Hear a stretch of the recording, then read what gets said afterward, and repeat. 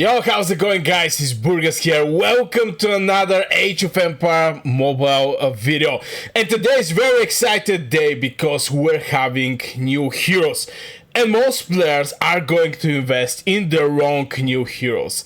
And they won't even realize that until they start losing the fights. Because on paper, those new heroes in Age of Empire mobile look completely broken. But the real PvP, some of them are actually traps.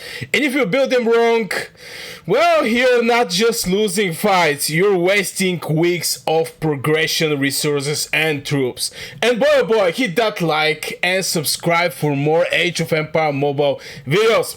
So yeah, I have been testing builds, analyzing skills, and comparing the new heroes with the current meta. Right now you're seeing actually Napoleon, and they are there is a very clear winners, and some are very expensive mistakes. But wait, let's start from the beginning. Why this thing actually matter at the end of the day? Why should you actually care who is the winners and who is the mistakes if you're just building one legion and, for example, you're working over your Wubu and you don't care about these heroes right now? Well, the short answer is because this is not just about who is strong, it's all about who give you the better traits, who save your troops, and who let you win fights you should not win. And if you choose wrong, you will be bleeding troops in open field, you will lose efficiency in events, and your account is going to fall behind. And this is with every game, it's not only Age of Empire Mobile. If you don't understand what you're owning and what is presented to you and which one to cherry pick from all the new 6 heroes presented in the Age of Empire Mobile, well, you may have some problems, you know. You may have some problems with your account down the line. So first thing first, I'm going to start with the Napoleon. As you can see, this bad boy is on the screen sitting and waiting me to present him. Now let's start with this, that Napoleon on paper looks insane. Huge AoE damage, as you can see, deals strategy damage to one enemy troop in fan shaped to enemy troop. Yeah, it's like 550% strategy when activated in Triumph Return state. Additionally, targets 2 enemy troops and deals 1 additional instance of strategy damage. Now, I really don't want to go and just write the skills. You can do it just for yourself. But by the way, here you can basically see something I want to point in this video. This is like level 40 commander skill and level 40 signature skill. So if you're wondering like what is going to be when I make it level 40, this is what you're going to be receiving. So yeah, the first spell is actually dealing a lot of instance of damage, and this is pretty huge AoE damage.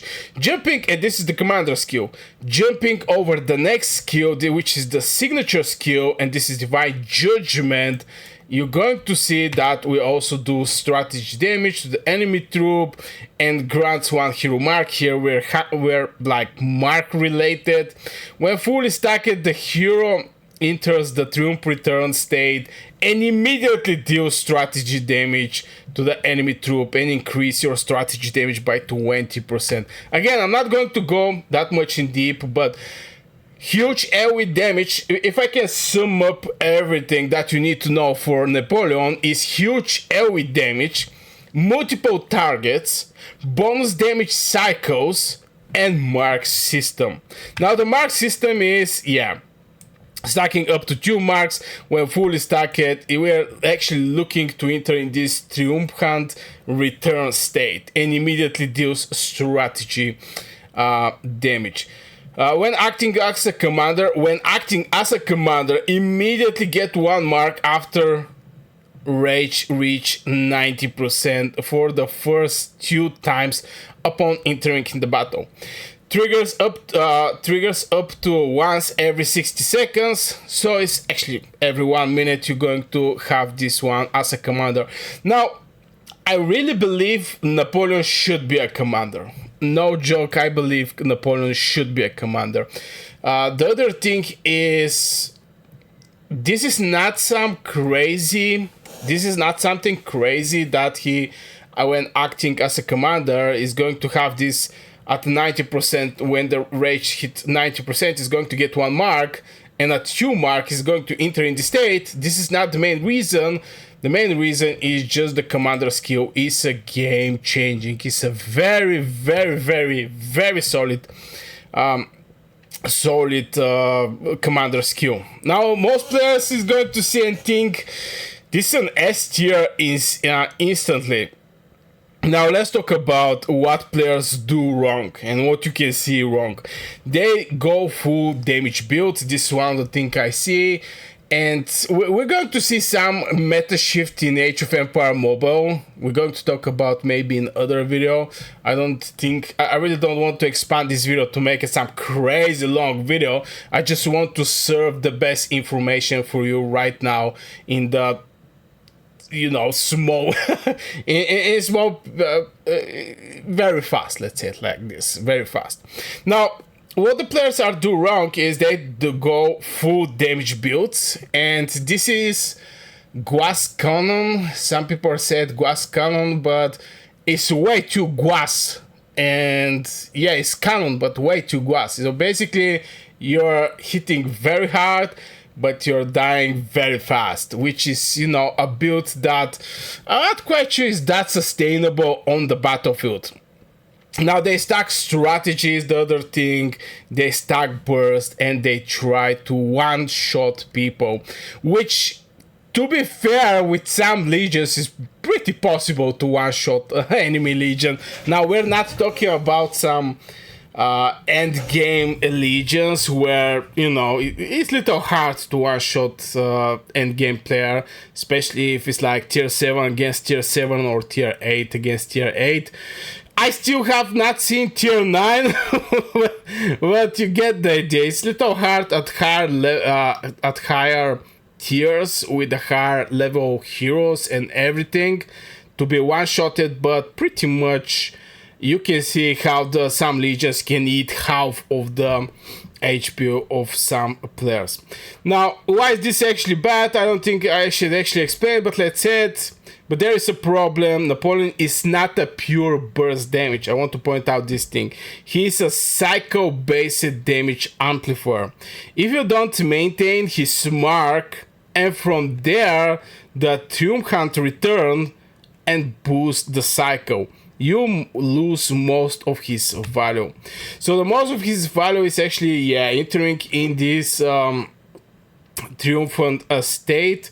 If we get, let me check it out, state, and immediately do some to the enemy troop and increase strategy by 20 when acting as commander. Yeah, it's basically this cycle around this triumphant return.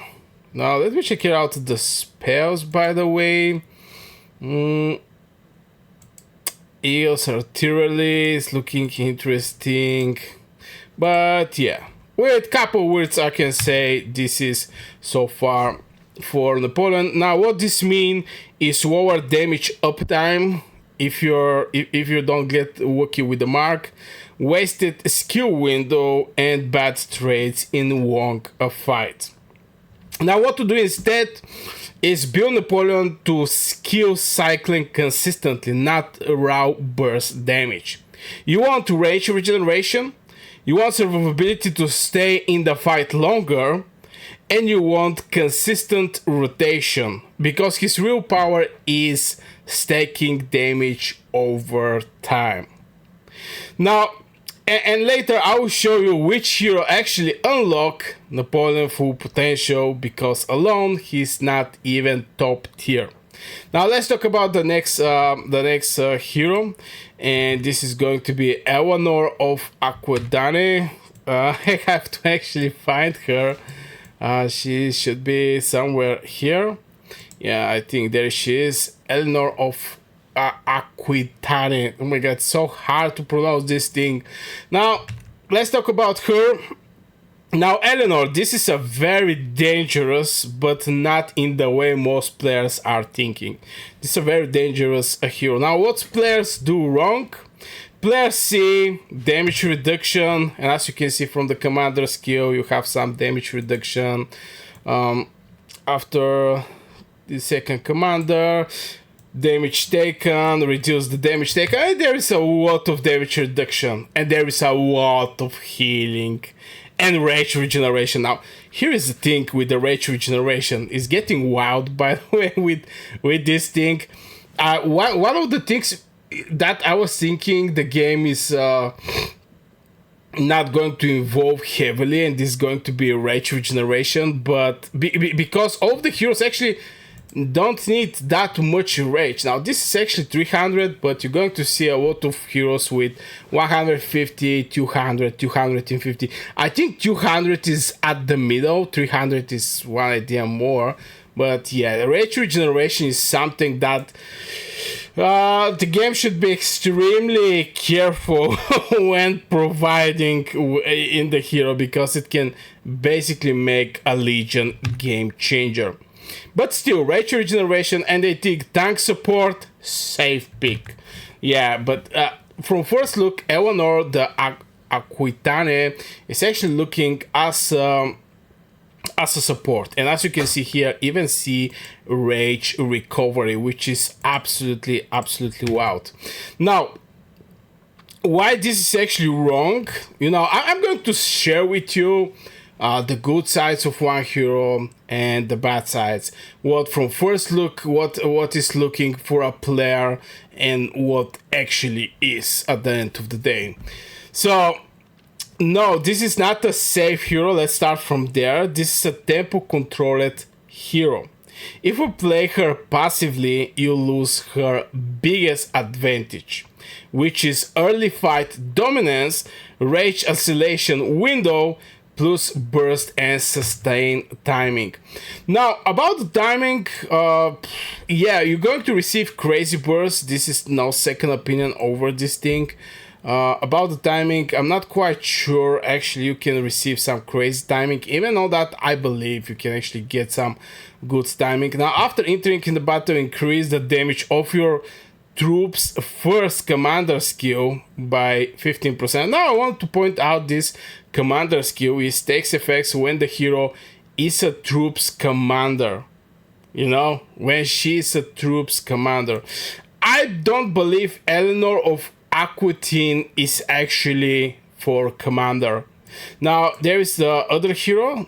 She's Marshall, obviously. What was... where is this bad boy? Yeah, Napoleon. I think Napoleon should be the commander. Definitely, I believe Napoleon should be the commander. And this is something like a support for Napoleon. Definitely. It's going to be with marksmans. This is what I think from first look. No, I get little and deep with the heroes, but still, Eleanor of Aquitaine, I don't think she should be a commander at the end of the day. So yeah, this is the advantage. Now, if you're misuse Eleanor, you take unnecessary damage early. Your healing becomes inefficient, because if you get that many healing, yeah, it's definitely inefficient, and you lose traits you should actually win. Now, what to do?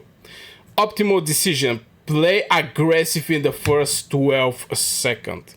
Now, I don't know if I can actually show you, but yeah, after entering in the battle, increase the damage of your troops commander skill by 15%. Now, if this is a Napoleon, 15% getting wild, and second commander by 30% for the first 12 seconds after entering in the battle. Your troop recovery 8 rage per second. Afterward, reduced by 4 rage per second. Now, I believe this hero should be the third one. So it's going to be, I didn't actually go that much in deep about what kind of legion you should build, but definitely Napoleon should be a commander.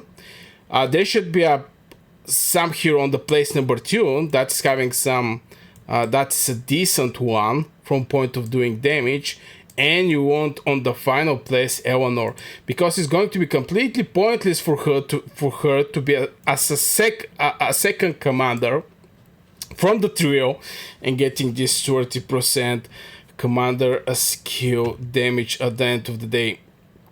So you want to force the fight early, and this becomes even more broken when paired with a certain hero later. Actually, not exactly with hero, should be with damage. Now let's talk about the next bad boy, next hero, and this is going to be Confucius. Oh, let's find our bad boy Confucius. There he is, the bad boy Confucius. Now let's talk about the Confucius. Again, I'm not going to write the skills, but this hero is completely misunderstood. Confucius look like a weak to casual players. You know, if you're a weak or casual player, maybe this is going to be for you. But no. No big burst, no flashy damage. It just for first look like a pretty bad hero.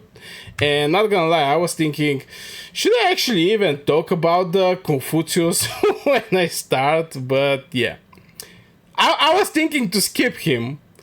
So because when you see him, this is actually a recover rate, and here you see, okay, this one is a very long spell. We're going to go in detail, but yeah, let's talk about this bad boy and why I think it's a big mistake to actually skip this hero. Confucius is not a damage hero, he's a fighter extender, and in PvP longer fights is equal to better traits. Now here's the real scenario with the Confucius, just to imagine what we're talking about here. Imagine you take skill damage, okay? You instantly recover units, you trigger more skills, you reduce incoming damage over time, you don't just survive, you outlast your opponent. So, what to do with Confucius? Optional decision I can actually give you is pair Confucius with skill-heavy heroes. Skill-heavy heroes. And Confucius is actually a strategy one, tactician. I have an idea about couple pairings, but maybe I'm going to make it in other video. Just want to share with you guys that this bad boy is going to extend the fight, is going to help you survive, and is going to help you to outlast your opponent at the end of the day. So why you actually need skill-heavy heroes? Because more skill triggers is going to be more healing, better traits. Now maybe, yeah, I can say a couple words. Applies discipline is basically going to be the signature skill effect to your troops for 6 seconds. When discipline is active, each time your troop takes skill damage, continuous damage effect excluded, recovery units, recovery rate 40%, strategy bonus up to 2 times per second. Every 16 times, I mean, look, here is the thing with the long text spells. Majority of the cases, they are absolutely broken. And yeah, I really like this one in Confucius. Now let's talk about the next bad boy. So again, couple words. Extended fight, pair him with heavy damage, heavy skill damage heroes. The next one I want to talk about is going to be this Henry. Sorry, Henry. St. Louis. This is going to be the next bad boy I want to talk about. This is going to be St. Louis. Now, St. Louis looked like a simple AoE damage hero. Now, if you check it out, his spell is deal strategy damage up to 3 enemies in fan-shaped area. Damage rate 330 strategy bonus, has a 30% chance to inflict incapacitation. What? Incapacitated hero cannot deal any damage. After the effect ends, they cannot be incapacitated for 3 seconds. This is a very solid one, by the way. Very, very solid one. So what he's doing: fan shaped damage, AoE damage, debuffs. This is the debuff we're speaking about. Extra damage under condition. Now, what players do wrong with this hero, and what I'm expecting players to do wrong in Age of Empire Mobile with the St. Louis: they treat him like a standard DPS, plug and play damage dealer, which, you know, from first look is actually looking like this. It's like getting AoE, getting some debuffs, getting, when increasing their strategy damage taken by 5%, getting some debuffs. This is the commander one. This is having also a signature spell. Now, why this is inefficient to actually go and just use him as a normal damage dealer. St. Louis is a pressure amplifier. Let's start from there. His value comes from increasing enemy damage taken, disrupting enemies in incapacitation. This word, incapacitation. This is the other thing that this bad boy is doing. And enabling follow-up damage, which is a very, very solid thing. Now, if you play him wrong, you waste his debuff window, because it's not that much, to be fair. St. Louis damage increased by 15%. Commander next hero deals. Okay, so here's some just boosters and etc. But here under this debuff, you're having some window for 9 seconds, which is a very solid amount of time. 9 seconds is a lot of time, especially when the rage regeneration is like 250, and you enter the battle with 100 initial rage. So this one should be relatively fast to apply this debuff. So I'm not quite sure you can actually lose this 5% damage taken, but yeah, if you play him wrong, you may actually lose that. Your team deals less total damage. This is also a problem, especially if you have this window and all these boosters, because at the signature skill, if enemy falls below 85%, increase the skill's damage by 20%. St. Louis damage increases by 15%. When St. Louis serves as a commander, your troops' next hero act deals 10%. So there is a lot of boost of additional damage. So if your heroes are crappy, you're not going to get the best value from St. Louis. So what to do in this case? And this is optional decision. Use him in coordinated damage setups. He's not the carry, he's the enabler. He's providing the opportunity for your carry to strike as hard as they can. So everything I said so far is not even the biggest mistake players will make, because the real problem is how those new heroes interact together. And this is where most players completely fail. Now let's talk about the next hero. And this is going to be Pyrrhus. Let's find this bad boy. Pyrrhus, where is okay, I think I actually passed him. Oh my god. No, this is not him. Where this bad boy are? Oh my god. Okay, maybe I'm not going to continue with maybe I should continue with him. I just cannot find him. Yeah. there he is. Why are you hiding, my boy? This is going to be Pyrrhus. Now let's talk about this bad boy. Now Pyrrhus, this one is dangerous. Let's start from there, and I'm expecting more and more players to shift their heads in Pyrrhus direction. Now, what Pyrrhus do? Players or what players are thinking? Damage, high damage spam build. This is what the players are thinking, that they should spam this bad boy. Now, let's first have a little take a look over the Pyrrhus and why he's that strong. Deal strategy damage to the enemy through 550% strategy bonus, which is solid, and increase your next signature activational chance by 35% and damage by 20% until the signature skill is activated successfully. Get 100 initial rage upon entering in the battle. Now he's not having AoE, obviously, but he's doing crazy amount of damage. This is as a commander. As a signature, deal strategy damage to the enemy, which is 330%. Each time this skill is activated, there is a 27% chance to activate it one additional time. Up to 3 times, you can basically do close to 1000% strategy damage. That's why this bad boy is looking absolutely wild. Activational per turn, sharing the limit with other additional activational effects. Every 2 activationals increase your strategy by 30 for 6 seconds, which is absolutely wild. That's why I believe Pyrrhus is actually very dangerous. Now, why Pyrrhus is not about the spam?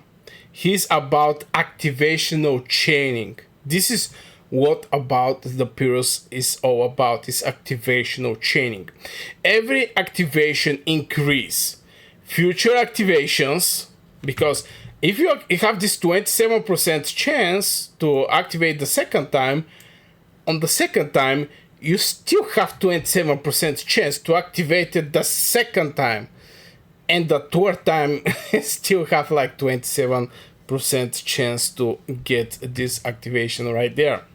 Now the other thing is strategy stats, because after every 2 activations you're going to get like 30 strategy, but at the end of the day, with this crazy percentage that he's having as a damage, you definitely need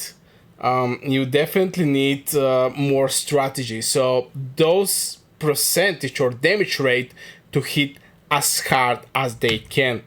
That's why it's all about future activations, strategy stats, and damage scaling. This is one thing that I want to add there. Now, what can be a real problem? If you don't trigger multiple activations, his value drop very, very hard. Because, you may actually have him as a commander, let's say, 500, that's very nice, and working with the signature skill.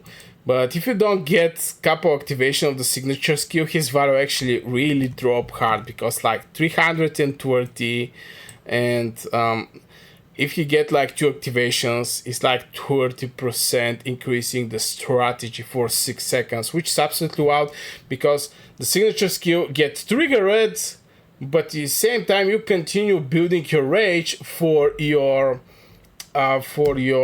commander skill.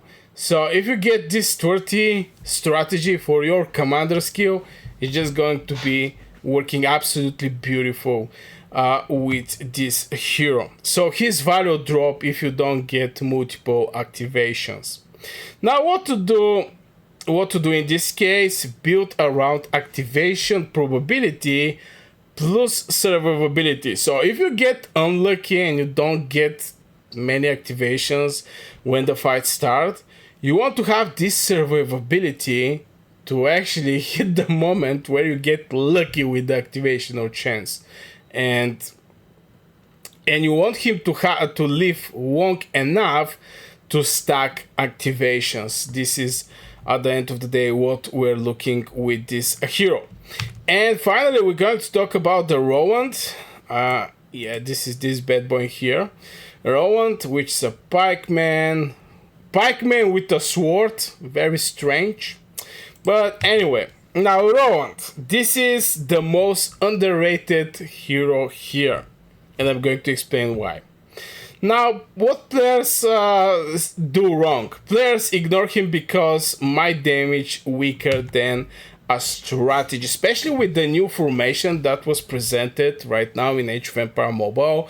People are all about the strategy because the other 5 heroes was all about the strategy. But Roland, you start seeing for the first time some might damage appear on the screen, and you're like, really? Because I also have entered in this hole where, you know, I'm building my Wubu and I see some strategy and I'm like putting this hero aside, not thinking about him. But yeah, let's talk about the Roland. What now? Why people think why this is wrong about my damage? Roland, first of all, what is Roland? Roland is damage control hero. He reduces enemy damage, he boosts your damage, he provides healing through triggers. So as a commander, deals might damage up to 3 enemy troops around him, some damage factor, and reduce their damage due by 15% for 9 seconds. Actually, 9 seconds is a lot, but this spell is very slow. It is 300 rage cost. There is no initial charge when you enter in the battle, so I can actually say this hero is not for the commander. I'm going to be completely honest with you guys. Now, the signature skill is when your hero takes normal attack or skill damage, there is a 35% chance to reduce the enemy damage to your troop by 20%. This is solid, and increase your commander's might damage by 25% for 3 seconds. Trigger up to 1 time per second. Now, this is a solid one, and it's actually boosting your damage and reducing the enemy damage. Every 4 times other heroes in your troop deals a skill damage, continuous damage effects are excluded. Recover your unit recovery rate 70% might bonus up to 1 time every 3 seconds. Now this is a solid one. This solid one, reducing the enemy damage, increasing your commander damage, and having this recovery. This is very, very solid. Now, here's one real scenario about the Roland. In extended fights, Roland reduces incoming damage consistently. Your team survive longer, you're winning the trades. You're surviving longer, you're winning the trades. Obviously, it's going to matter a lot what is going to be the commander of this legion. Definitely it's not going to be Roland, but at the end of the day, you're going to win the trades. Now, what to do? Use Roland in frontline sustain composition. Maybe I can say with tanky composition, or even a composition that is needing this balance. If it's like way too aggressive or way too defensive, to find this golden balance, I strongly believe Roland is going to be the hero helping you with this. So yeah, this is the new heroes, guys, in Age of Empire Mobile. Thank you very much if you watch the video till this time. Thank you very much. Don't forget to hit one like and subscribe for more Age of Empire Mobile content. I wish you a great day and see you in the next video.